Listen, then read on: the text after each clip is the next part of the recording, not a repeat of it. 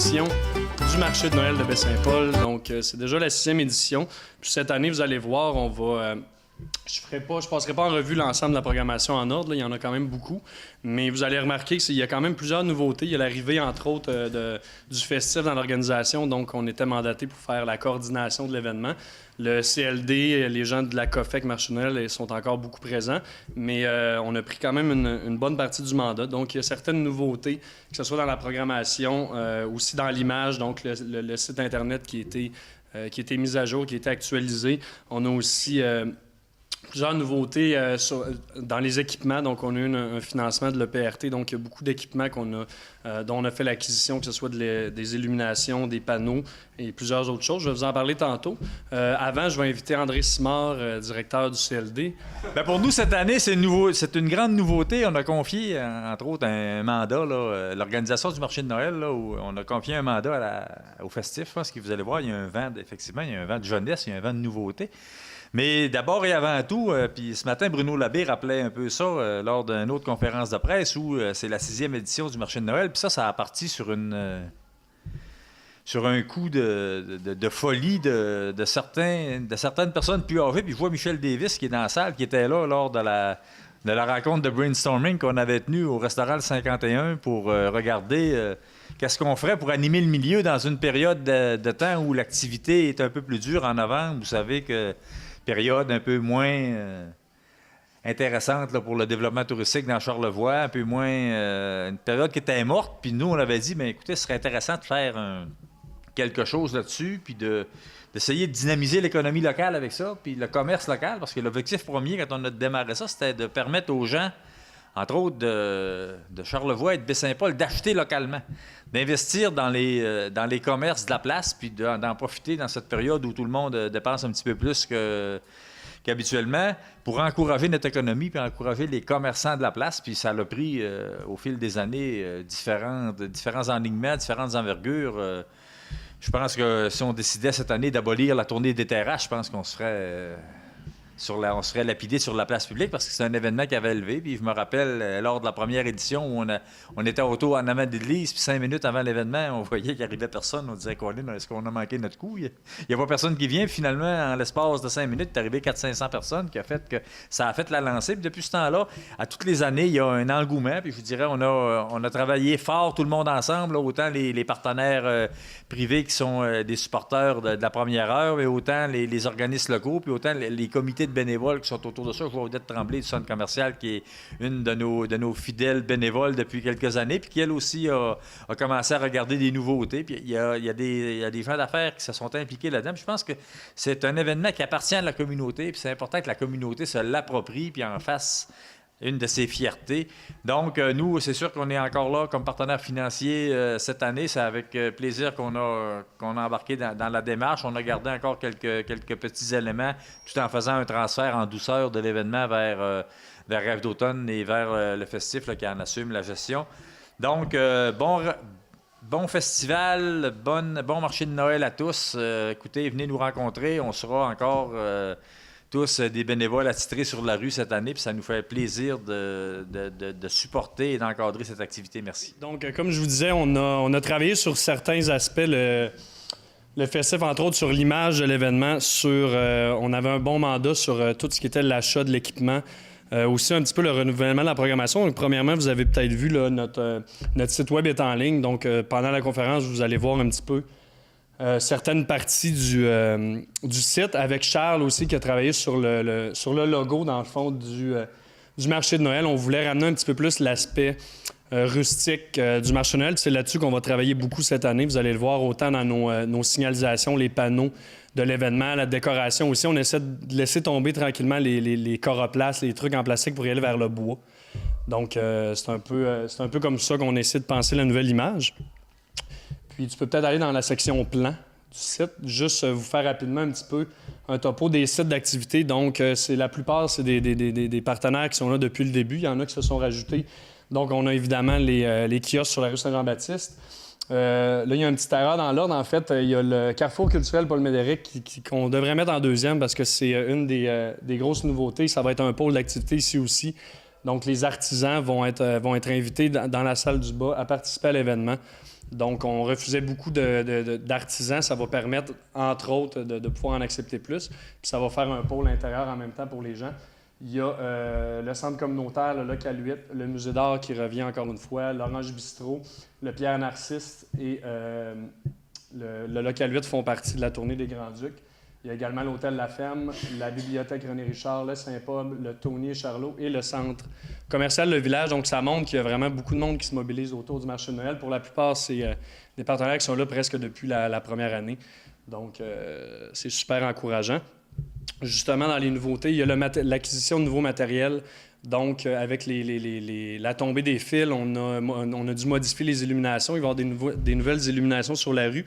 Puis les anciennes vont être rapatriées cette année, puis l'année prochaine sur d'autres endroits. Donc, au centre-ville, on a aussi amélioré pour tout ce qui sont les performances musicales. On va avoir des abris qui vont être faits un petit peu dans le modèle des kiosques du marché de Noël et qui vont être chauffés.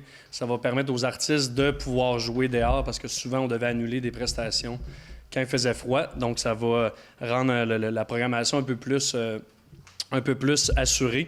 On va avoir également une scène qu'on ramène cette année. Donc, on avait une scène de spectacle les premières années. On va ramener aussi une scène qui va être faite avec circonstance. On a la signalisation, comme on vous disait, on a un projet avec Techno-Concept. Donc, l'ensemble des panneaux de signalisation pour les activités vont être faits par les jeunes de Techno-Concept directement dans le bois. On a Jean-François Lettre, aussi artiste ébéniste, qui va nous faire une arche à l'entrée de la rue. Donc, ça, pour nous autres, c'est important. Je pense que ça va donner le ton à l'entrée de la rue. On a du matériel de sonorisation qui est acheté justement pour permettre les spectacles. Donc, ça, c'est des nouveautés qui nous permettent d'aller devant. Là. Entre autres, les abris pour les artistes, c'est quand même très important pour permettre aux artistes de jouer. Puis justement, dans la programmation, si on rentre un petit peu dans la programmation, je dirais pas hors de jour par jour, mais si on prend le volet musical en premier, donc on a rajouté la scène musicale qui va être où la rue de la Tannerie. Ça va nous permettre de faire des spectacles. On fait un partenariat avec l'Île aux Coudes qui lance un festival folklorique cette année puis qui va être un petit peu plus majeur l'année prochaine. Donc, on va recevoir le rassemblement du festival folklorique qui vont venir. Ils vont amener des violonneux, des musiciens un peu partout de l'Île aux Coudes. Et ils vont offrir des spectacles les 2 premiers jours du marché de Noël. Donc, ça va permettre vraiment un beau rassemblement de musiciens. Il y a la chorale amateur de Charlevoix qui est dirigée entre autres par Nicolas Tétrault, qui est dans le CA du festif. Donc, c'est une chorale de jeunes un peu partout. Je pense qu'il y en a plusieurs ici qui s'en vont d'ailleurs répéter après la conférence. Ça va être vraiment le fun. C'est une nouvelle chorale là, qui va faire des chansons de Noël puis des chansons de, je pense, plusieurs artistes. Je pense des 3 accords, si je ne me trompe pas. Oui, voilà. Donc, c'est ça. Ça va être super intéressant aussi. Ils vont être sur la scène. Il y a le Chœur polyphonique qui va offrir un spectacle exclusif au Musée d'art contemporain aussi le premier dimanche à 14h30. Donc, ça va être gratuit. Ça va être un spectacle d'une 30aine de minutes. Il y a le festif aussi qui a décidé de mettre ses couleurs. Donc, on va avoir une soirée, on l'appelle la Belle Veillée, une soirée traditionnelle avec le groupe Les Tireux de Roche. Donc, ils sont un groupe traditionnel quand même assez reconnu. Ceux qui connaissent la musique traditionnelle, ils ont été en nomination beaucoup à la disque. Ils arrivent justement d'une tournée très triomphale en Chine. Donc, ils se promènent vraiment dans des gros festivals. Ils vont être là le 2e vendredi. Donc, dès 21h30, ça va être vraiment super. Si on veut en faire une tradition, la Belle Veillée, dans le fond, le 2e vendredi. Je pense qu'on a le premier vendredi, on a la tournée des terrasses. Le 2e, on aimerait ça que ça devienne un classique du marché de Noël. On a des soirées trad aussi au Local 8, donc qui va prendre des artistes qui vont être sur la rue, il va les amener le soir au Local 8, ce qui devrait être intéressant. Il y a, avec l'Hôtel La Ferme aussi, un spectacle de cirque, la Flip Fabrique, donc qui vont participer aussi à l'événement. On a les tournois sportifs qui sont de retour, qui vont être bonifiés. On a le tournoi de hockey qui va se dérouler au Tony et Charlot. Il y a l'organisateur ici, Francis, qui nous donne un bon coup de main. Il y a déjà, je pense, 8 équipes, si je ne me trompe pas. Oui, ça va être dans la cour du Tony et Charlot. Ils prennent en charge l'événement. Donc, il va y avoir de l'animation. Le soir aussi, il va y avoir un spectacle qui va être offert autant pour les sportifs que pour les gens qui veulent participer. Donc, la place va être très animée. Il y a le tournoi de soccer qui va être de retour aussi.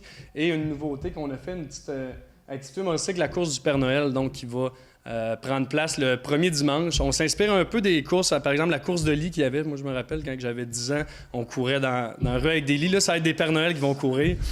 Donc c'est ça, ça va être une activité, je pense, assez agréable. C'est des équipes de 3. Il y a déjà le CLD, c'est compromis. Ils ont dit qu'ils feraient une équipe. Le Tim Hortons aussi. Le festif, je vous annonce qu'on va devoir courir en Père Noël. Donc, c'est une autre activité qu'on voudrait qu'il lève. Il va y avoir des obstacles dans le centre-ville, donc ça va être assez drôle. Ça va compléter l'offre de tournois sportifs, dans le fond, qu'il va y avoir pendant les fins de semaine. Les autres activités phares, on a la place Solugaz, qui est une nouveauté, qui va être où le gym Formomax. Ça va être un endroit un peu chaleureuse pour les gens. On a fait faire un foyer spécial. Les producteurs ils vont avoir des horaires. Ils vont venir préparer des petites bouchées sur le feu. Donc, le vendredi, il va y avoir à chacun son pain qui va préparer des toasts, plein de trucs comme ça. Ça va être offert gratuitement aux gens qui vont être présents. Donc, c'est pour rendre la rue un petit peu plus chaleureuse. Il va y avoir des bancs, justement, qui vont être sur cette place-là, des couvertes en laine qu'on va offrir. Donc, ça va être vraiment la place principale pour les gens pour s'arrêter puis se réchauffer. Donc, on est content de ça. Il y a le concours culinaire aussi qu'on va bonifier. Donc, vous vous rappelez, avant, il y avait des membres du jury qui goûtaient à des tartes au sucre, des pâtes à la viande qui étaient préparées. Cette année, on s'inspire un peu de l'émission Les Chefs. Ça va être vraiment un duel qui va être fait en direct. Les chefs vont avoir des produits de base. Ils vont devoir magasiner dans les kiosques sur la rue pour s'approvisionner et faire des plats devant le public. Donc ça va être vraiment intéressant. Puis c'est une grosse collaboration de TVCO qui va présenter cette activité-là, qui va le filmer en direct. Puis ça va nous faire une belle émission culinaire qu'on va pouvoir diffuser après sur les ondes de TVCO. La tournée de Grand-Duc est de retour. Il y a le Local 8 qui s'ajoute cette année à la tournée. Il va y avoir une soirée aussi au Saint-Pub, donc que Eric va faire en collaboration avec Eastern Alliance, qui est une soirée à iPod Battle assez spéciale, je crois. Donc, ça va être le premier vendredi. On a la soirée de contes qui revient aussi à la bibliothèque. On va avoir le Musée d'art contemporain, comme j'ai dit. Je vous l'ai dit tantôt pour la chorale. On a le centre d'achat aussi qui collabore encore. Il va y avoir la visite du Père Noël au centre d'achat la première fin de semaine. Il y a la place de la famille Tim Hortons aussi qui va être de retour et bonifiée. Donc, Tim Hortons qui est là aussi depuis le début, qui va offrir plusieurs activités pour les enfants. Et la liste d'animation pourrait s'échelonner quand même longtemps. Sur la rue, il va toujours avoir de l'animation dans nos espaces musicaux. Nous, l'objectif, c'était de renforcer les activités qu'il y avait, comme le concours culinaire, entre autres, puis d'ajouter tranquillement des activités. Puis on veut, au fil des années, tenter le pouls de la population, ajouter des trucs. Mais voilà, on est très contents. On est content aussi de pouvoir mettre notre grain de sel, entre autres, avec la belle veillée. Je crois qu'il va être une super belle soirée.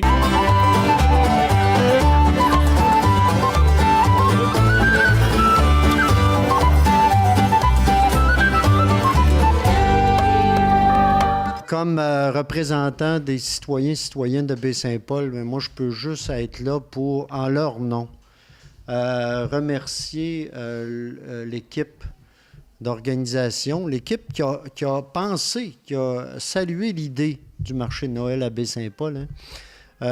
Puis ceux qui en ont assuré, tous ceux et celles qui en assurent la continuité au fil des années. Et qui nous amène aujourd'hui, qui ajoute un peu tout le temps, un peu plus, un petit peu plus pour faire que cette période-là de l'année soit une période dont on se rappelle, parce que c'est pas toujours évident. Donc, d'une période dont on se rappelle, puis qui vient stimuler encore davantage l'activité commerciale aussi à Baie-Saint-Paul et dans la MRC de Charlevoix. Donc, bravo. Cette année, avec le festif en plus, qui est impliqué, je pense qu'on peut, comme disait André, ça rajeunit l'affaire. C'est sûr que ça risque d'être assez festif, effectivement.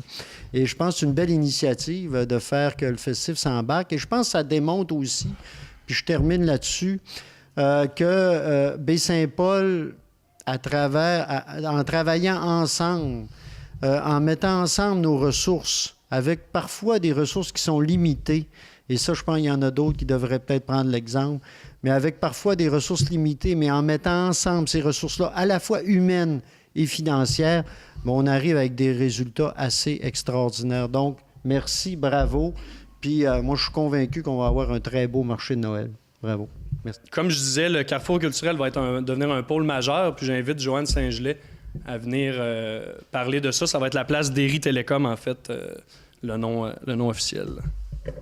Alors, le Carrefour culturel est heureux de poursuivre son association avec le marché de Noël. Effectivement, on fait partie des partenaires depuis le début en devenant cette année la place d'Éry Télécom.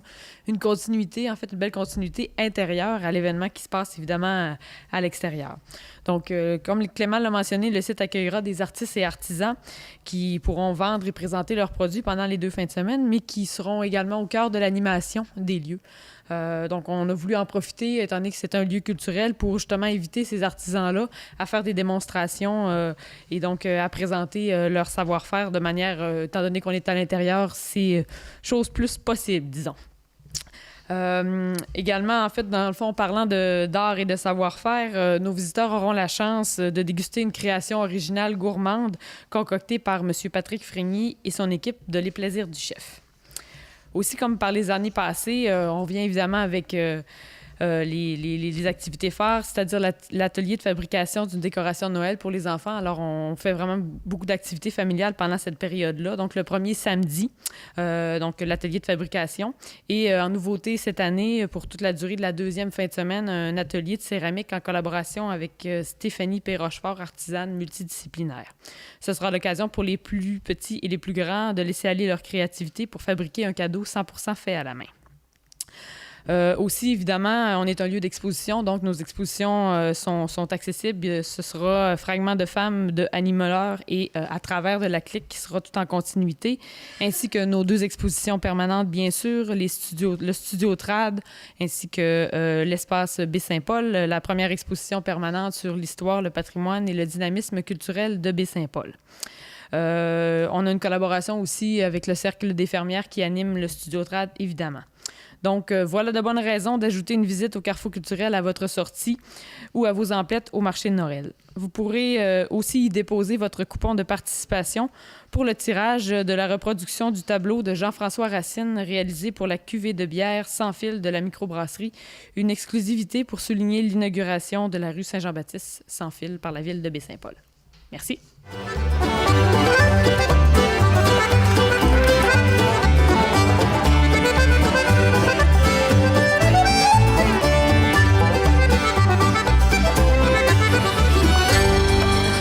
Rapidement remercier, il y en a plusieurs. Je vais remercier nos principaux. Donc, le Centre local de développement, évidemment, qui donne un coup de main incroyable. D'ailleurs, si vous avez vu le petit macaron, je ne sais pas si vous pouvez vous en procurer, mais ça serait assez important avec la situation présentement des CLD. Et il y a la Ville de Baie-Saint-Paul, Desjardins, Solugaz, TVCO, d'Éry Télécom. Il y a également Tourisme Charlevoix, la Conférence régionale des élus, le CLD de la MRC de Charlevoix-Est, le gouvernement du Québec, l'Association des gens d'affaires, Aliments Québec, qui est un nouveau partenaire cette année, Hyundai Jean-Roch-Thibault, le Carrefour culturel, comme on a dit, qui va être un des pôles de l'événement, puis l'ensemble des partenaires là, qui sont mentionnés ici. Donc, encore une fois, on a eu un appui incroyable, puis le festif aussi est super content d'embarquer d'aventure. On pense que c'est un événement vraiment respecté localement. On l'a remarqué, les gens aiment beaucoup le marché de Noël. Donc, on espère que notre petite touche festive va ajouter au marché de Noël aussi l'ambiance sur la rue. Vous allez voir qu'on va avoir le souci du détail, donc pour que les gens aient du plaisir sur la rue. Puis, petite parenthèse, ceux qui veulent s'inscrire, entre autres, comme kiosque qui voudraient s'inscrire, il y a encore de la place. Surtout, vous pouvez vous installer au Carrefour culturel, ce qui va être, je pense, une belle façon de participer à l'événement. Ceux qui veulent s'inscrire, entre autres, à la course qu'on a parlé tantôt, la course du Père Noël, c'est disponible. Il y a un formulaire d'inscription sur le site. Donc, directement, si vous voulez inscrire votre équipe, on a des beaux prix. On a une dizaine de prix là, pour les gagnants, dont des billets au Mont-Grand-Fond. Donc, il y a plusieurs prix intéressants. Donc, je vous invite à participer, à visiter le site Internet aussi pour voir la programmation en détail. On n'a pas tout dit. Donc, voilà, merci beaucoup. Merci d'être venu.